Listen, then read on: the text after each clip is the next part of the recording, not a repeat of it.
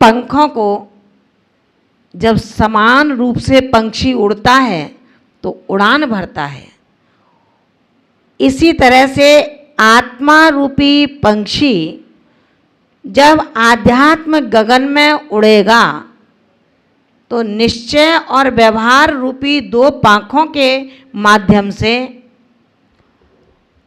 उस जीव तत्व का, उस वस्तु स्वरूप का शुद्ध और सही परमार्जन करेगा। जहाँ व्यवहार ने कहता है जीव और देह एक है, वहीं निश्चय ने कहता है कि जीव और देह कदापि एक नहीं है। आचार्य भगवंत समय सार में कहते हैं बबहारिणयो भासत जीवो देहो यघवदि खलु एको णदुनिच्छयस्य जीवो देहो न कदापि एकट्ठो। व्यवहार ने कहता है देह और देही एक है, और निश्चय ने कहता है देह और देही जुदा जुदा हैं। निश्चय ने का कथन भी गलत नहीं है और व्यवहार ने का कथन भी गलत नहीं है। जहाँ तादात्म्य संबंध की बात आती है, जहाँ संयोगी संबंध की बात आती है, दोनों नए अपने अपनी जगह पर ठीक हैं, सत्य हैं, लेकिन ये निश्चित बात है कि निश्चय नय का अवलंबन, निश्चय नय का लक्ष्य के द्वारा ही व्यवहार नय से की गई सारी क्रियाएं हमें हमारे लक्ष्य को स्पर्श कराएंगी। अगर हमने ये सोच लिया कि मैं तो व्यवहार नय की बात ही मानूंगी या व्यवहार नय को ही मानूंगा, तो आचार्य भगवंत कहते हैं रे साधक, तमाम पुरुषार्थ करने के बावजूद भी यदि हठी रहेगा, जिद्दी रहेगा, झुकना नहीं चाहेगा, तो ध्यान रखना तू कभी शुद्ध पदार्थ की, शुद्ध तत्व की प्राप्ति नहीं कर पाएगा। क्योंकि व्यवहार तुझे शुद्ध नहीं बनाएगा, लेकिन व्यवहार तुझे शुद्ध बनाने का रास्ता दिखा देगा। व्यवहार शुद्ध नहीं करेगा, लेकिन जहाँ शुद्ध होता है वहाँ तक पहुँचा देगा। जिस सोपानों से चढ़कर मुझे निश्चय का घर प्राप्त करना है, उन सोपानों का क्रम से चढ़ना, उन सोपानों पर क्रम से बढ़ना, ये व्यवहार है। और सोपानों के अवलंबन से छत पर पहुंच जाना, ये निश्चय है। बिना अवलंबन के मैं निश्चय के गृह में प्रवेश नहीं कर सकता। आचार्य भगवंत कहते हैं निश्चय ने संयोग संबंध को गौण करता है, जबकि व्यवहार ने तादात्म्य संबंध को गौण करता है। तादात्म्य संबंध चेतना के बिना ज्ञान और दर्शन संभव नहीं है। इसी तरह व्यवहार ने का कथन है कि अगर मेरी आत्मा संसारी है तो इस पर्याय के लिए संसारी है, इस पर्याय से संसारी है, जिसमें देह का और देही का संयोग संबंध बैठा है। ज्ञानावरणादि कर्म और आत्मा का कोई संबंध नहीं है। कौन कहता है ये? ज्ञानावरणादि कर्म और जीव का कोई संबंध नहीं है। किसने कहा? निश्चय ने कहा। लेकिन व्यवहार ने कहता है यदि संबंध नहीं है तो क्यों सुख दुख का अनुभव करता है? जलती हुई अग्नि में अगर उंगली पहुंच जाए तो हटाएगा तो नहीं। दरवाजे की बीच में उंगली आ जाए तो चीखेगा तो नहीं। अगर सीढ़ियों से तेरा देह नीचे गिर जाए तो चिल्लाएगा तो नहीं। आचार्य भगवंत कहते हैं कि सत्य है, कर्म अलग हैं और जीव अलग है, लेकिन कब? जब निश्चय से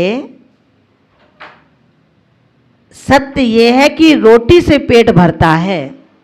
आटे से पेट भरा क्या किसी का? गेहूं से पेट भरा क्या किसी का? दाल से पेट भरा क्या किसी का? जो दुकानदार है, जिसके यहाँ गेहूं है, दाल है, मसाले हैं, उन दाल, गेहूं, मसालों से क्या कभी पेट भरता है?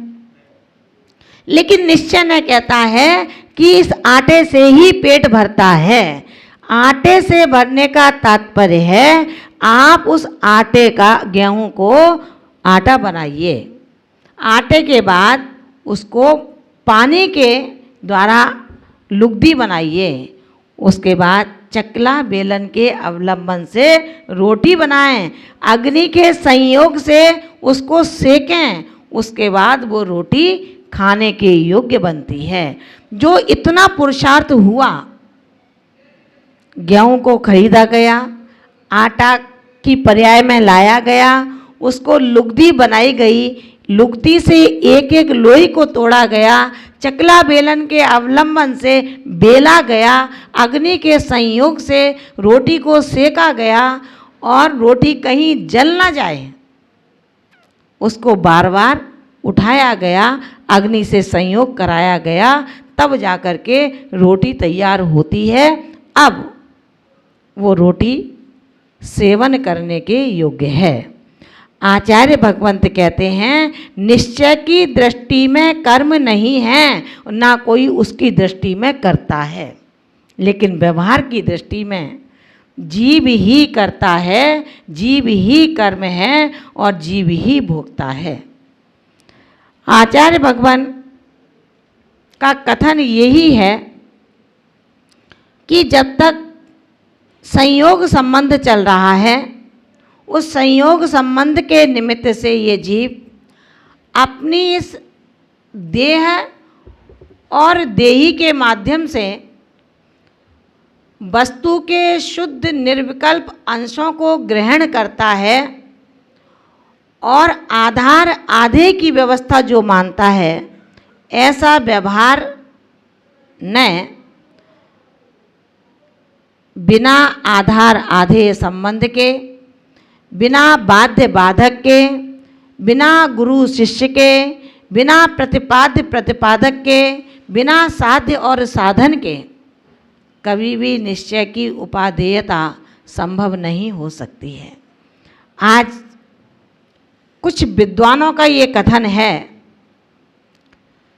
कि ज्ञान के माध्यम से, दर्शन के माध्यम से मैं अपनी शुद्ध बुद्धि आत्मा के उस सार को प्राप्त कर चुका हूँ, अब मुझ में और परमात्मा में कोई भेद नहीं है। आचार्य भगवंत कहते हैं कि रे ज्ञानी, ये तेरा सिर्फ भ्रम मात्र है। घर में बैठे बैठे, कपड़े पहने पहने, भोगों की सैया पर योगों को धारण करने वाला आकाश में फूल उगाने की चर्चा करता है। बंध्या के सुत को आकाश के फूलों की गधे के सींग में माला देने के समान है। कब? जब पश्चिम में सूर्य उदित हो रहा हो। जब ये सब कुछ संभव हो सकता है तो ध्यान रखना, आचार्य भगवंत कहते हैं निश्चय से संपूर्ण पदार्थ अनेक शुद्ध स्वरूप में व्यवस्थित हैं। वो ना किसी को आधार मानता है, ना आधेय मानता है, ना साध्य मानता है, ना साधक मानता है, ना जन्य मानता है, ना जनक मानता है, ना गुरु मानता है, ना शिष्य मानता है। ये सब व्यवहार नय का कथन है।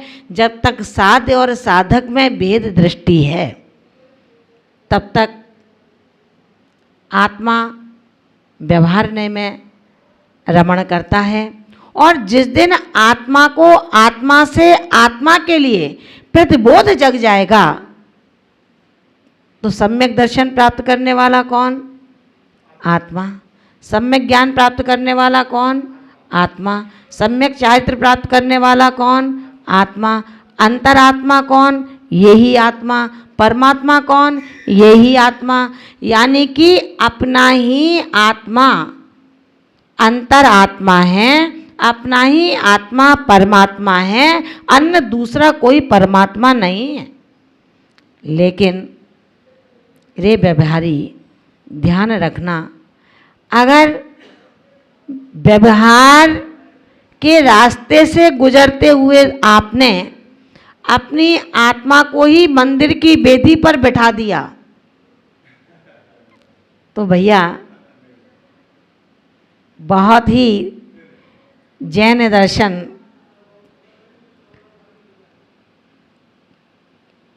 ध्यान रखना, हर संप्रदाय वस्तु को अनंत धर्मात्मक मानता है। एक जैन दर्शन ऐसा है जो उसमें अनंत धर्मात्मक मानने के बाद विरोधी तत्वों को ग्रहण करके उसमें सामंजस्य बैठाता है। अगर किसी ने कहा कि कर्ता कर्म करण जो निश्चय की सिद्धि के लिए जीवादि तत्वों को भिन्न नहीं मानते, लेकिन वहीं उन्होंने कहा कि इन कर्तादि पने के माध्यम से ही, यानी कि व्यवहार दृष्टि से, व्यवहार नय से ही हम अभिन्न दशा को प्राप्त हो सकेंगे। अगर हमने घर में बैठ कर के ही अपने देह और देही को भिन्न मान लिया, कर्मों से मुक्त मान लिया, तो आचार्य भगवंत कहते हैं फिर क्यों पुरुषार्थ करते हो? जब बच्चा जन्म से ही पढ़ा लिखा है तो क्यों स्कूल, क्यों कॉलेज, क्यों इंस्टीट्यूट में भेजा जाता है? जब पढ़ा लिखा है तो पढ़ाने की अब आवश्यकता कहाँ रह गई है? इसलिए आचार्य भगवंत कहते हैं कि इससे स्पष्ट हो रहा है कि निश्चय की सिद्धि ही व्यवहार का प्रयोजन है। बिना व्यवहार कहे जाने का, बिना व्यवहार भी व्यवहार कहे जाने का अपात्र है। ऐसा व्यवहार ही निश्चय का साधक होता है, जिसके अंदर निश्चय को साधने का लक्ष्य है। आज तमाम ग्रंथों को पढ़ने के बाद अगर हमने उन ग्रंथों का अवलंबन लिया है, उन ग्रंथों से वस्तु तत्व को जानने का पुरुषार्थ किया है, उस नट की तरह, जो नट रस्सी पर चलता है, दुनिया उसको देखती है लेकिन वो दुनिया को नहीं देखता। उसका ध्यान है कि रस्सी पर रस्सी से मुझको, रस्सी पर रस्सी से चलकर अपने पांव की अखंडता रखनी है। जब रस्सी पर चलता है, चढ़ता है, तब बांस का सहारा लेता है। बांस के सहारे से अपने बैलेंस को सही करता है, चलने लगता है। जब बैलेंस को सही करके वो नट बांस का सहारा अवलंबन लेकर के उस रस्सी पर चलने लगता है तो बांस के सहारे को छोड़ देता है। यानी कि रस्सी पर चलने का जो अभ्यासी हो गया, जो रस्सी पर चलने का अभ्यस्त हो गया, अब उसे बांस के अवलंबन की आवश्यकता नहीं है। उसी तरह निश्चय की सिद्धि के लिए व्यवहार का अवलंबन लेना ही पड़ता है। अगर हम उसकी सिद्धि व्यवहार के अवलंबन से निश्चय की शुद्धि होने पर व्यवहार छोड़ना नहीं पड़ेगा, स्वतः ही छूट जाएगा। उन सीढ़ियों की तरह, जैसी पहली सीढ़ी पर पैर रखा, उसके बाद दूसरी सीढ़ी पर पैर रखने पर पहली सीढ़ी छोड़नी नहीं पड़ती, स्वतः ही छूट जाती है। व्यवहार के बिना निश्चय की सिद्धि कभी संभव नहीं है।